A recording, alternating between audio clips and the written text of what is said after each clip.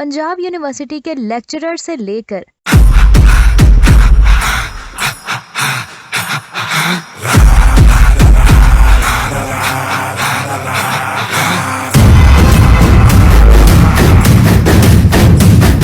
अरबपति कारोबारी तक और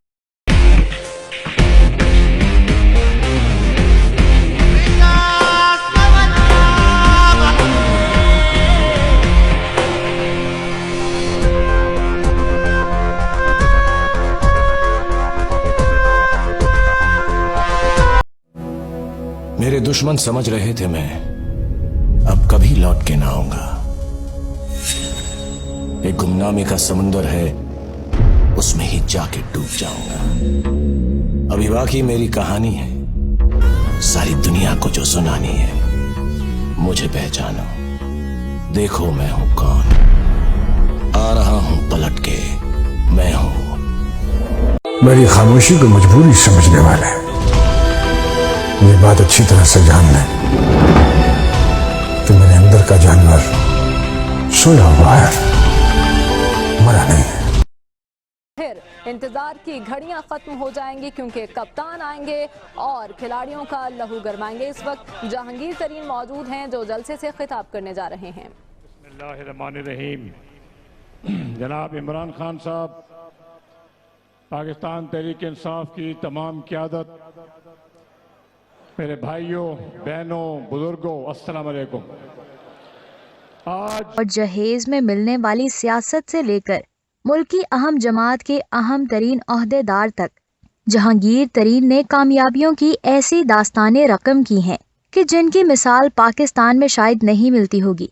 कहते हैं कि जहांगीर तरीन ने आज तक जिस भी चीज को हाथ लगाया वो सोना हो गई। ये बात उनके मुखालिफ भी मानते हैं, लेकिन इसकी वजह वो किस्मत से ज्यादा जहांगीर तरीन की दौलत से कामयाबी खरीद लेने की सलाहियत को करार देते हैं। जहांगीर तरीन के वालिद अल्लाह नवाज तरीन अयूब खान के दौर में कराची पुलिस में DIG के ओहदे पर तैनात थे। कहने वाले कहते हैं कि इस ओहदे तक की रसाई में उनकी काबली से ज्यादा फील्ड मार्शल अयूब खान से इनकी रिश्तेदारी का अमल दखल रहा है। इनकी आबाई जमीन तरबेला के मुकाम पर बनने वाले डैम में आ गई, जिसके बदले इन्हें जनूबी पंजाब के शहर लोधरा में ज़राई जमीन अलॉट की गई। पुलिस से रिटायरमेंट के बाद अल्लाह नवाज तरीन ने मुल्तान में रिहाइश और लोधरा में काश्तकारी इख्तियार कर ली। जहांगीर तरीन ने अपनी जिंदगी के इब्तिदाई 20 बरस इसी 2 कमरों के मकान में बरस किए। जहांगीर तरीन को तालीम के लिए लाहौर भिजवाया गया, जहां से उन्होंने ग्रेजुएशन और अमेरिका की नॉर्थ कैरोलिना यूनिवर्सिटी से 1974 में बिजनेस एडमिनिस्ट्रेशन में मास्टर्स किया। जहांगीर तरीन के बकौल दौराने तालीम एक दिन के लिए भी उनके दिल में ये ख्याल नहीं आया कि वो अमेरिका में ही मुस्तकिल रिहाइश इख्तियार कर लेंगे, इसीलिए वो तालीम मुकम्मल करते ही लौट आए। जहांगीर तरीन याद ताज़ा करते हुए कहते हैं कि लोधरा में चंद दिन अपने वालिद के साथ जमीनों पर गुजारते हुए मुझे एहसास हुआ कि काश्तकारी तो मेरे DNA में है।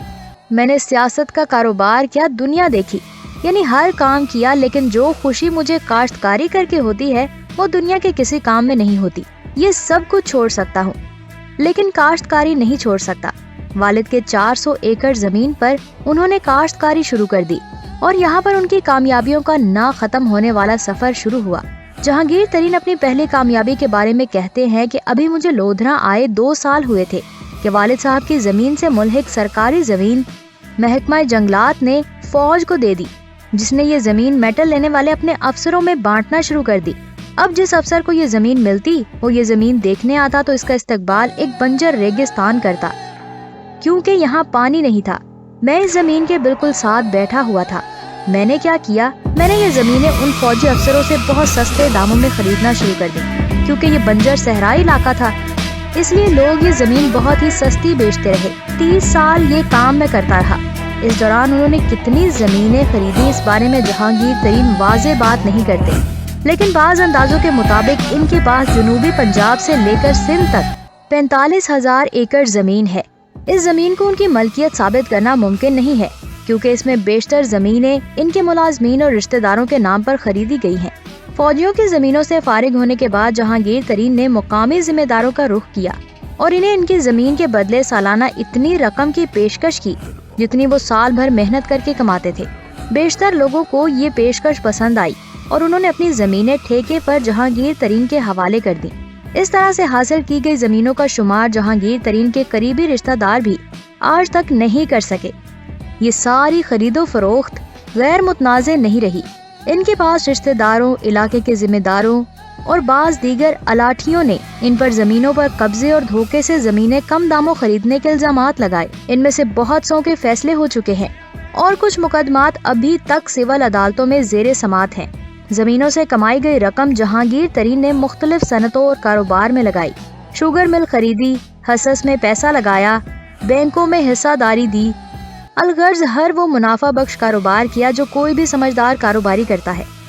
یوں وہ ملک کے بڑے ذمہ دار کے ساتھ ساتھ کامیاب کاروباری بھی بن گئے۔ اس ذمہ داری کو 4 چاند اس وقت لگے جب سابق وزیر اعلیٰ پنجاب شہباز شریف نے اپنی زرعی ٹاسک فورس کا سربراہ جہانگیر ترین کو لگایا۔ ان کے ناقدین الزام لگاتے ہیں کہ اس دور میں پنجاب میں زمینوں سے زیادہ پیداوار لینے کے لیے غیر ملکی تنظیموں کے تعاون سے بہت سے تجربات ہوئے، ان میں سے بیشتر جہانگیر کی زمینوں پر ہی کیے گئے۔ اب باری آئی انتخابی سیاست کی۔ ترین خاندانوں کی رشتہ داریاں جنوبی پنجاب اور سندھ کے اہم ترین سیاسی خانزادوں سے ہے۔ وہ رحیم یار خان کے مخدوموں کے داماد اور ملتان کے گیلانیوں اور سندھ کے پگارا کے سسرالی ہیں، اس لیے سیاست میں آنا ان کے لیے کچھ مشکل کام نہیں تھا۔ لیکن جہانگیر ترین سیاست میں بھی کاروبار کی طرح صرف اچھے وقت کا انتظار کرتے رہے۔ پرویز مشرف کے فوجی کردار نے انہیں وہ موقع دے دیا۔ وہ مسلم لیگ کاف میں شامل ہوئے اور 2002 کے انتخاب میں قومی اسمبلی کے لودھرا سے رکن منتخب ہوئے۔ جہانگیر ترین کو وفاقی وزیر بنانے کی پیشکش ہوئی، جسے انہوں نے ٹھکرا دیا، لیکن جب وزیر اعلیٰ پنجاب شہباز شریف ان کے پاس ان کے منہ مانگے محکمے کی پیشکش لے کر آئے تو پھر تب وہ انکار نہ کر سکے اور ایک بار پھر سے زراعت کے صوبائی محکمے سے وابستہ ہو گئے۔ 2008 میں وہ اپنے ایک اور رشتہ دار پیر پگارا کی مدد اور ٹکٹ پر قومی اسمبلی کے رکن بن گئے۔ 2011 میں انہوں نے درجن بھر ہم خیال رکن اسمبلی کو اکٹھا کیا اور ایک مضبوط سیاسی پریشر گروپ کے طور پر سامنے آئے۔ اب یہ گروپ اپنی آئندہ سیاست کے بارے میں غور و فکر کر رہا تھا کہ اچانک خبر آئی کہ جہانگیر ترین عمران خان کی تحریک انصاف میں شامل ہو گئے۔ خود اس گروپ کے ارکان بھی حیران رہ گئے کہ اس طرح اس کی طاقت کو استعمال کر کے جہانگیر ترین نے ایک لمبی چھلانگ لگائی۔ پی ٹی آئی نے ان کی آمد پر اور پھر اہم ترین عہدے پر ترقی بھی آسان نہ رہی۔ سن 2015 میں پی ٹی آئی میں پارٹی انتخابات کروانے والے پارٹی رہنما جسٹس مجی الدین احمد نے یہ الزام لگایا کہ جہانگیر ترین نے دولت کے بلبوتے پر پارٹی انتخابات میں دھاندلی کی کوشش کی ہے۔ عمران خان نے جسٹس مجی الدین کی بات سنی انسنی کر دی، جس پر جسٹس صاحب پی ٹی آئی سے علیحدہ ہو گئے۔ جسٹس مجی الدین کی پارٹی سے علیحدہ ہونے کے بعد جہانگیر ترین کے وارے نیارے ہو گئے اور وہ عمران خان کے رائٹ ہینڈ بن گئے، لیکن اس کے ساتھ وہ کئی الزامات کی زد میں بھی آ گئے۔ ان پر الزام لگے کہ انہوں نے چینی کی مصنوعی قلت کر کے قومی خزانے کو کافی نقصان پہنچایا۔ اس کے علاوہ اس نے کپاس کے کاشتکاروں کو گنے کی کاشت پر مجبور کیا اور گنے کی قیمت بھی اپنی مرضی کے مطابق لگائی۔ کپاس پیدا کرنے والے ملک کو کپاس درآمد کرنے پر لگا دیا اور شوگر ملز کے ذریعے ایک طرف کاشتکاروں کو لوٹا، دوسری طرف حکومت سے سبسڈی لے کر چینی برآمد کی اور اربوں روپے کما لیے، اور یوں ان پر چینی چور کا ٹھپا لگا۔ اب جے آئی ٹی رپورٹ بھی ان کے خلاف آ گئی اور عمران خان نے بھی ان کو عہدے سے ہٹا دیا، اور یہ شاید جہانگیر ترین کی زندگی کے لیے سب سے بڑا اپسیٹ ہوگا۔ جہانگیر ترین صاحب اولاد ہے اور ان کی 3 بیٹیاں اور ایک بیٹا ہے۔ بیٹیوں کے نام سحر ترین، مہر ترین اور مریم ترین ہے، جبکہ ان کے بیٹے کا نام علی خان ترین ہے۔ تو ناظرین، آج کے لیے اتنا ہی، ملتے ہیں ایک نئی اور انٹرسٹنگ ویڈیو کے ساتھ۔ اگر آپ کو ہماری ویڈیو اچھی لگی تو ہمارے چینل اسمارٹ ورلڈ کو ضرور سبسکرائب کریں اور ساتھ میں لگے بیل آئیکن کو بھی ضرور پریس کریں تاکہ ہر نئی آنے والی ویڈیوز کی نوٹیفیکیشن آپ کو مل سکے۔ اپنا بہت سارا خیال رکھیں۔ اللہ حافظ۔